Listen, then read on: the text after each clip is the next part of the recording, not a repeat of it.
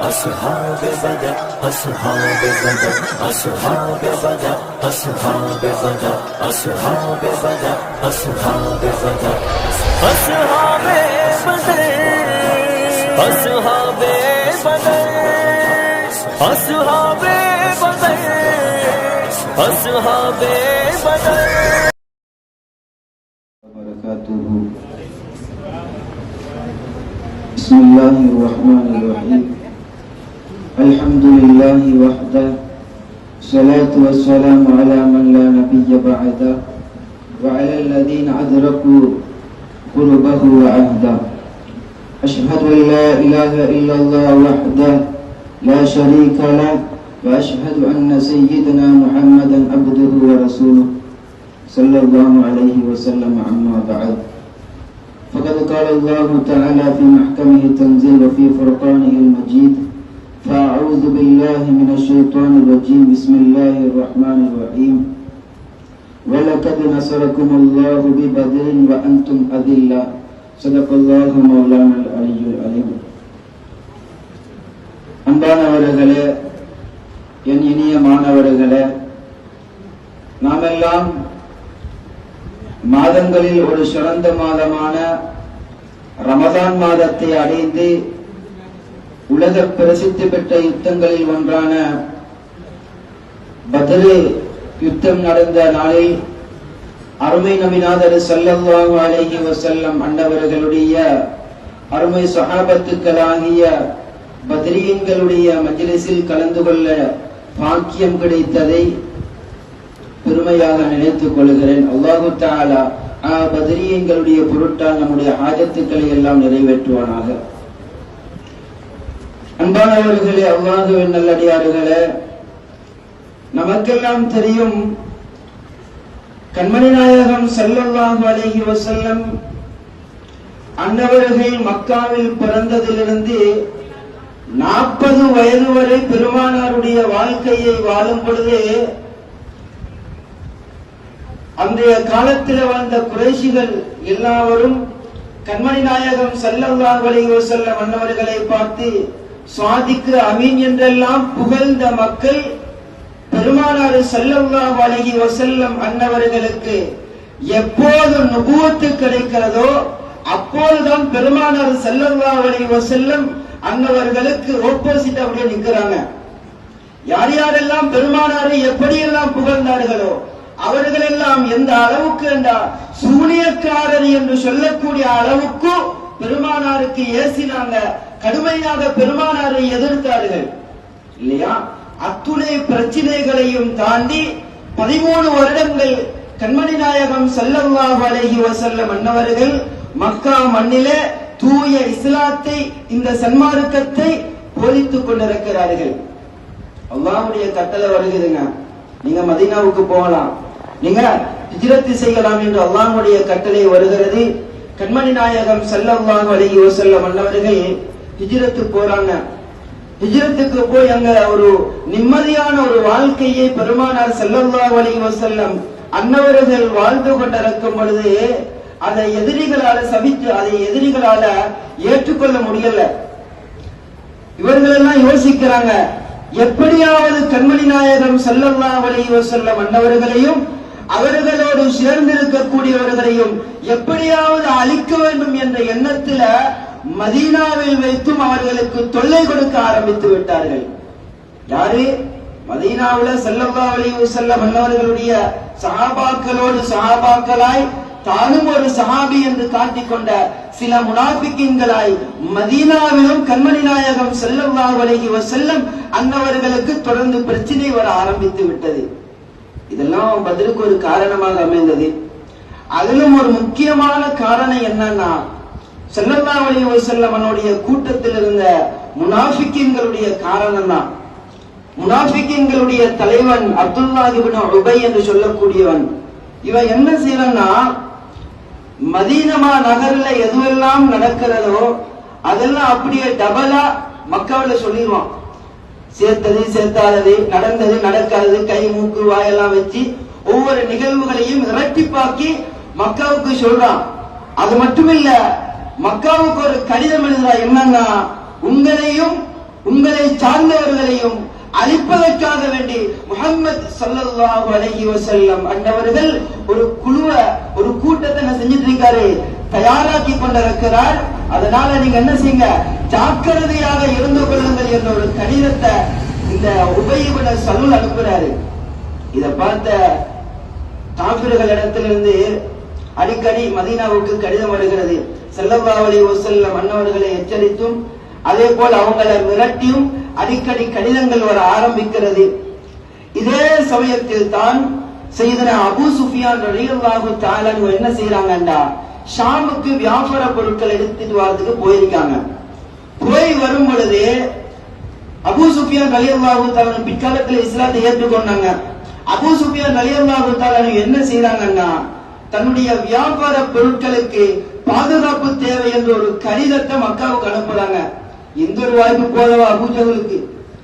அபூஜஹல் என்ன செய்தார், 100 குதிரைகளும் ஆயுதங்களையும் அதே போல 1000 பேரை கொண்ட ஒரு படையை திரட்டிக் கொண்டு பொருட்களை பாதுகாக்கின்ற என்ற பெயரில் பெருமானார் ஸல்லல்லாஹு அலைஹி வஸல்லம் அன்னவர்களோடும் அன்னவர்களுடைய சஹாபாக்களோடும் யுத்தத்துக்காக வேண்டி வராரு. ஆனா அபூ சுஃபியான் ரலியல்லாஹு தஆலா என்ன செய்யறாங்க என்றா, மதீனத்து வழியா போகாம செங்கடல் வழியாக மக்காவுக்கு போறாங்க. போன அபூ சுஃபியான் ரலியல்லாஹு தஆலா ஒரு கடிதம் எழுதுகிறாங்க. நான் என்ன செஞ்சிட்டேன், பொருட்களோடு பாதுகாப்பாக மக்காவுக்கு வந்துட்டேன், நீங்கள் என்ன செஞ்சிருங்க, திரும்ப வந்துருங்க என்ற ஒரு கடிதத்தை அபூஜஹலுக்கு அனுப்புறாரு. ஆனா என்ன செய்யல, அபூஜஹல் கணக்கெடுக்கல, யுத்தம் செய்தே ஆக வேண்டும், அரபு நாடுகளுக்கு எங்களுடைய வீரத்தை காட்ட வேண்டும், முஹம்மது ஸல்லல்லாஹு அலைஹி வஸல்லம் அன்னவர்களையும் அன்னவர்களை சார்ந்தவர்களையும் இஸ்லாத்தையும் ஈமான் முழுவதையும் அழித்தே ஆக வேண்டும் என்ற அந்த ஆக்ரோஷத்தில அபூஜஹல் வாரான். வந்த அபூஜஹல் 1000 பேரோடு வாரான். ஆனால் அருமை சஹாபாக்கள் ரலியல்லாஹு தஆலா அன்னவர்கள் வெறும் 313 பேருங்க, வெறும் 313 பேர். அவர்களுடைய அந்த யுத்தத்தை வர்ணிக்கும் பொழுது உலமாக்கள் சொல்லுவாங்க, யுத்தம் செய்வதற்கான யுத்த வாள் கூட சஹாபாக்கள் இடத்துல கிடையாது. அதாவது அன்றைய காலத்தில் அரபிகள் என்ன செய்வாங்கடா, தன் பாதுகாப்புக்காக வேண்டி ஒரு வாளை இப்படி சொல்லி வச்சிட்டு இருப்பாங்க. அந்த வாளை கொண்டுதான் யுத்தம் செய்தார்கள் என்று கூட சில உலமாக்கள் சொல்லுவார்கள். அப்படியெல்லாம் பல தியாகங்களுக்கு மத்தியில் செய்த யுத்தம் தான் அந்த பதிலுக்களமாக இருக்கிறது. கண்மணி நாயகம் ஸல்லல்லாஹு அலைஹி வஸல்லம் அன்னவர்களுடைய வாழ்வு காலத்துல கிட்டத்தட்ட 66 யுத்தங்கள் நடக்குது. ஆனால் ஸல்லல்லாஹு அலைஹி வஸல்லம் அன்னவர்கள் மொத்தமாக 23 யுத்தங்கள்ல கலந்து கொண்டாங்க. எந்தெந்த யுத்தங்களில் கண்மணி நாயகம் ஸல்லல்லாஹு அலைஹி வஸல்லம் அன்னவர்கள் கலந்து கொள்றாங்களோ அந்த யுத்தத்துக்கு கஸ்வத் என்று பேர் சொல்லுவாங்க. இப்படி ஸல்லல்லாஹு அலைஹி வஸல்லம் அன்னவர்கள் கலந்து கொண்ட யுத்தங்களில் மிக முக்கியமான மிக பிரசித்தி பெற்ற இன்றளவும் ஒவ்வொரு முஸ்லிமுடைய நாவினாலும் போற்றப்படக்கூடிய பேசப்படக்கூடிய ஒரு யுத்தம் என்றால் அது பத்ர் யுத்தமாகத்தான் இருக்கிறது. பத்ர் யுத்தம் நடக்கிறதுக்கு முன்னால எல்லாரும் பெரும் படைகளாக இருக்கிறாங்க. வெறும் 313 பேர், எல்லாருக்கும் தெரிஞ்ச வரலாறு தான். ஸல்லல்லாஹு அலைஹி வஸல்லம் அன்னவர்கள் சுஜூதுக்கு போய் நீண்ட நேரம் அல்லாஹ்விடத்தில் துஆ கேட்கிறாங்க. நீண்ட நேரம் துஆ கேட்கிறாங்க. அதுல ஒரு சிறிய ஒரு வார்த்தையை மாத்திரம் சொல்லுகிறேன். ஸல்லல்லாஹு அலைஹி வஸல்லம் சொன்னாங்க, ரப்பே இந்த சிறிய குழுவை நீ அழித்து விட்டால், சிறிய குழு அழிக்கப்பட்டு விட்டால் ரப்பே பூமியிலே உன்னை வணங்குறதுக்கு யாருமே இருக்க மாட்டாங்க, இபாதத் செய்வதற்கு யாருமே இருக்க மாட்டார்கள் என்று கண்மணி நாயகம் ரசூலுல்லாஹி ஸல்லல்லாஹு அலைஹி வஸல்லம் தங்கள் அல்லாஹ்விடத்துல துஆ கேட்கிறாங்க. வெற்றியுடைய சுப செய்தி கண்மணி நாயகம் ஸல்லல்லாஹு அலைஹி வஸல்லம் அன்னவர்களுக்கு வருகிறது. கண்மணி நாயகம் ரசூலுல்லாஹி ஸல்லல்லாஹு அலைஹி வஸல்லம் தங்கள் சுப செய்தியை அருமை சஹாபாக்கள் இடத்துல சொல்றாங்க. இந்த யுத்தத்துல என்ன விஷயம்னா, முஸ்லிம் தரப்புல தந்தைமார்கள் இருந்தாங்க, காபிர் தரப்புல மகன்மார் இருந்தாங்க. மாறி மாறி நான ஒரு பக்கம், தம்பி ஒரு பக்கம், வாப்ப ஒரு பக்கம், மகன் ஒரு பக்கம், இப்படி குடும்பத்துக்குள்ளேயே 2 பிரிவுகளாக இப்படி பிரிஞ்சு இருந்தாங்க. ஆனாலும் அல்லாஹ்வுக்காயிட்டும் அல்லாஹ்வுடைய ரசூலுக்காய் இந்த புனித தீனுக்காயிட்டும் யாரும் பார்க்கல. உம்மாவா இருந்தாலும் சரி, வாப்பாவா இருந்தாலும் சரி, நானா தம்பி குடும்பம் மாமா மச்சன் ஒன்றுமில்ல. அல்லாஹ் தஆலாவுக்காக வேண்டி யாராக இருந்தாலும் குடும்ப உறவு கூட பார்க்காம அத்துணை பேரோடும் யுத்தம் செய்தவர்கள் அருமை சஹாபத்துக்களாக இருக்கிறார்கள். அதனாலதான் குர்ஆன் சொல்லும் யுத்த நாளை பார்த்து குர்ஆன் என்ன சொல்லுகிறது தெரியுமா? யௌமுல் ஃபுர்கான், ஹக்கையும் பாத்திலையும் பிரித்த நாள், சத்தியத்தையும் அசத்தியத்தையும் பிரித்த நாள் அந்த பத்ருடைய தினமாக இருக்கிறது என்பதை குர்ஆன் நமக்கு சொல்லித் தருகிறது. அதே போல பத்ருடைய நாள்ல கிட்டத்தட்ட 14 முஸ்லிம்கள் 14 சஹாபாக்கள் கொலை செய்யப்படுகிறார்கள், ஷஹீதா போறாங்க. அதே போல காஃபிர்கள் 70 பேர்கள் செத்து மடிகிறார்கள். இது 70 பேரையும் ஸல்லல்லாஹு அலைஹி வஸல்லம் சொன்னாங்க, பத்ரு கிணத்துல தூக்கி போட்டு மூடிடுங்க, ஸல்லல்லாஹு அலைஹி வஸல்லம் சொல்லிட்டாங்க. அதே போல சஹாபாக்களும் அதே ஸல்லல்லாஹு அலைஹி வஸல்லம் எதை சொன்னாங்களோ அதையே செஞ்சிட்டாங்க. இந்த நிகழ்வு நடந்து 2 நாளைக்கு பின்னால ஸல்லல்லாஹு அலைஹி வஸல்லம் அன்னவர்கள் அந்த பத்ருடைய கிணத்துக்கிட்ட வராங்க. வந்து சொல்றாங்க காபிர்களை பார்த்து, ஏ அபூ ஜஹலே, ஏ உத்பாவே, ஏ ஷைபாவே, அல்லாஹு தஆலா என் ரப்பு எதை எங்களுக்கு வாக்களித்தானோ அதை நிறைவேற்றி விட்டான். உன்னுடைய கடவுள் உனக்கு வாக்களித்ததை நிறைவேற்றினானா என்ற ஒரு வார்த்தையை ஸல்லல்லாஹு அலைஹி வஸல்லம் தங்கள் சொன்ன நேரத்துல பக்கத்துல மகாநாய சய்யிதுனா உமர் இப்னு கத்தாப் ரலியல்லாஹு தஆலா அன்ஹு இருக்கிறாங்க.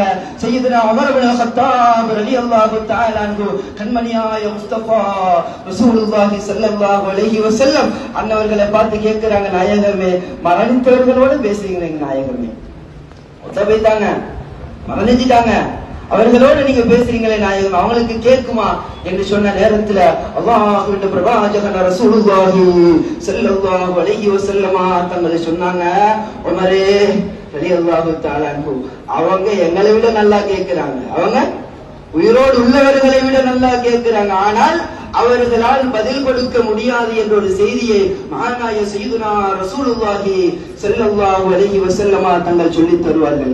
அதனால நம்முடைய அகீதா என்னன்னா, சுஹதாக்களானாலும் சரி, வலிமார்களானாலும் சரி, நம்முடைய இறைநேசர்கள், நபிமார்கள், சுஹதாக்கள், ரசூல்மார்கள் அத்துணை பேரும் இவ்வுலகை விட்டு மறைந்து மன்னரையில் ஹயாத்தோடு வாழ்ந்து கொண்டிருக்கிறார்கள். இதுதான் அஹ்லுஸ் சுன்னத் வல் ஜமாஅத்துடைய அகீதாவாக இருக்கிறது. அது மட்டுமில்ல, நம்ம இந்த பூமியில வாழக்கூடிய 60-70 வருட காலம் இருக்குதா இல்லையா, இது உண்மையான வாழ்க்கையே இல்லைங்க. நம்ம வாழக்கூடிய வாழ்க்கை உண்மையான வாழ்வே இல்லைங்க. உலமாக்கள் சொல்லுவாங்க, ஒரு நாள் நாம் எல்லாம் வஃபாத்தாயே தீருவோம். நம்முடைய மரணத்துக்கு பின்னால நாம் ஒரு மனுஷனும் கபரிலே வைக்கப்பட்டதன் பின்னால ஒரு வாழ்க்கை இருக்குதா இல்லையா, நம்மளெல்லாம் அடக்கம் செய்யப்பட்டதன் பின்னால ஒரு வாழ்க்கை இருக்குதா இல்லையா, அதுதான் ஹக்காய வாழ்வு, அதுதான் உண்மையான வாழ்வு என்பதாக உலமாக்கள் நமக்கு சொல்லித் தருவார்கள். ஆகவே அன்பார்ந்தவர்களே, இது போல பத்ரீன்களுக்கு என்ன ஏராளமான சிறப்புகள் இருக்கிறது. ஒரு சில சிறப்புகளை மாத்திரம் உங்களுக்கு முன்னாலே சொல்றேன். அல்லாஹு தஆலா அந்த பத்ரீன்களை எந்த அளவுக்கு சிறப்புப்படுத்துகிறான் தெரியுமா? கண்மணியாய முஸ்தபா ரசூலுல்லாஹி ஸல்லல்லாஹு அலைஹி வஸல்லம் தங்கள் சொல்லுவாங்க, இஅமலு மா ஷிஅதும் லக்கத் கஃபரத் லக்கும். பத்ரீன்களே, நீங்க வேண்டியதை செய்யுங்க, நான் உன்னை மன்னித்து நான் உங்களை மன்னித்து விட்டேன் என்று அல்லாஹ் சொல்லுகிறான் என்பதை கண்மணி முஸ்தபா ரசூலுல்லாஹி ஸல்லல்லாஹு அலைஹி வஸல்லம் சொல்லித் தருவார்கள். அதுக்காக அவன் பாவம் செய்ய போறல்ல, தவறு செய்ய போறல்ல, இருந்தாலும் அவர்களை அல்லாஹ் எப்படி கண்ணியப்படுத்துகிறான், அல்லாஹ் தஆலா அவர்கள் மீது வைத்த கண்ணியத்தை இப்படி வெளியாக்குகிறான் என்பதை உலமாக்கள் இந்த வார்த்தையிலிருந்து நமக்கு சொல்லித் தருவார்கள். அதே போல ஸல்லல்லாஹு அலைஹி வஸல்லம் துஆ செய்வாங்களாம், பத்ரு போரில் யார் யாரெல்லாம் கலந்து கொண்டார்களோ அல்லாஹ்வே அவர்களெல்லாம் சொர்க்கம் நுழைய வேண்டும் என்று நான் ஆதரவளிக்கிறேன் என்று கண்மணி நாயகம் ஸல்லல்லாஹு அலைஹி வஸல்லம் அவர்கள் சொல்லுவார்கள். ஏன் தெரியுமா?